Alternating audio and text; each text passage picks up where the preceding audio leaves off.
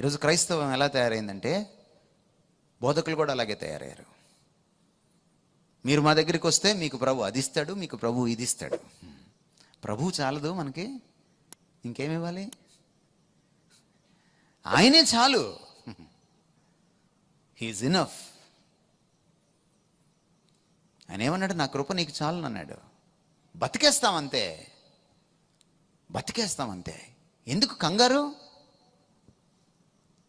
చర్చికి వచ్చిన తర్వాత కూడా, ప్రభు దగ్గరికి వచ్చిన తర్వాత కూడా ఈ మెటీరియల్ ఆశలు, ఈ భౌతిక పరమైనటువంటి ఆశలు, కోరికలే మనకు ప్రార్థనలుగా మారుతున్నాయి. కాదంటారా? కాదంటారండి? మన ప్రార్థనలు ఒకసారి రికార్డ్ చేసి చూడండి. మన ప్రార్థనలో ఎంత భౌతికమైన విషయాలు ఉంటాయి, ఎన్ని ఆధ్యాత్మికమైన విషయాలు ఉంటాయి.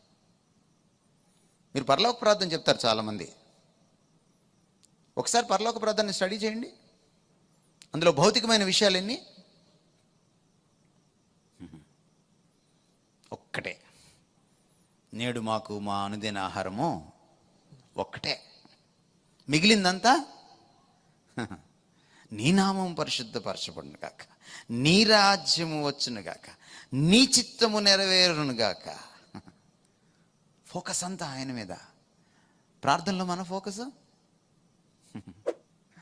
నా బిడ్డకు పెళ్ళవును గాక, మా ఆయనకు ఉద్యోగం వచ్చును గాక, ఏమండి నేను అమెరికా వెళ్దును గాక.